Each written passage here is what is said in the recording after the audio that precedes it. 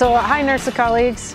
Today I'm coming to you from our expanded Hamill Recreation Center at the University of New Hampshire, and I actually have the best view because I get to look inside at all our activity space, but thought I'd give you a chance to see some of the colors of fall before they disappear really quickly here. Today's focus I wanted to spend on professional development. It's kind of the overarching theme today.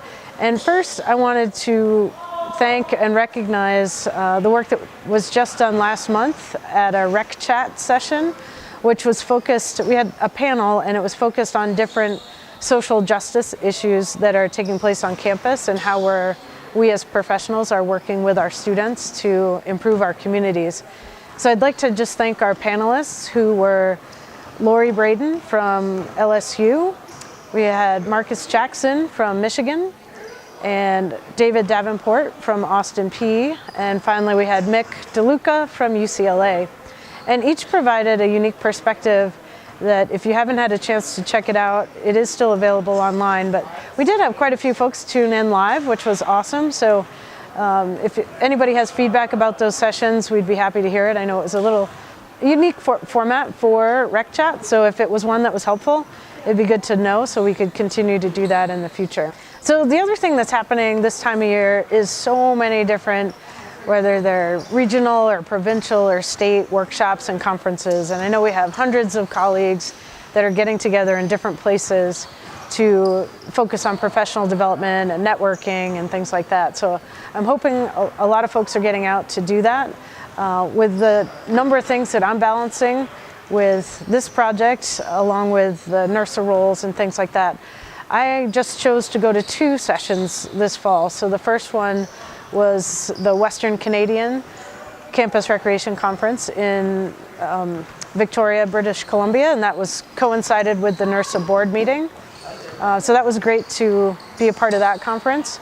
And then the other one that I went to very quickly was the Oregon State 100th celebration of their department being in existence for 100 years. So that was an awesome milestone for them, and they did a great job recognizing it.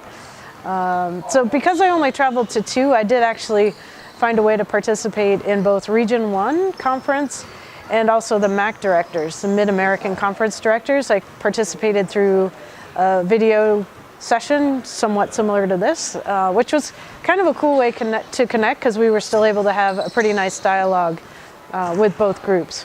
So whether you were able to participate in one of those conferences this fall or not, hopefully you have picked up on the word about the upcoming elections and voting that'll take place in January, and the fact that our members will have a chance to vote on an important piece of the bylaws, which sometimes is not the most exciting piece to talk about in our NIRSA world, but there's an element of the bylaws that is extremely detailed, and that is about our region, like description and how they work. All of that is in extreme detail in the bylaws. And so the proposal that is before members, or will be before members, is to take a lot of that detail out of the bylaws and to have it be put into the policy manual that the board of directors uses. So rather than any kind of change to a region having to take place by a vote of all memberships, we've created 2 proposed processes. One is about how to create a new region, and then another one is about how to change a region. So say a state or a province wanted to move from one region to another, there would now be a process outlined for that, and those 2 processes would exist outside of the bylaws. And those processes are pretty in-depth, and they include all the different stakeholders that would be impacted by any type of change like that. So you're welcome to read about those on the website, and there'll be more detail as we get closer to that election process. So I hope you take time to look through that, because it'll just help us out in our work in the future. So those were the couple things that I wanted to talk with you about today. It's just a big, exciting time for professional development, and it's really great to see so many people participating in them. So I hope you have a great rest of the fall semester, and I'll see you next month.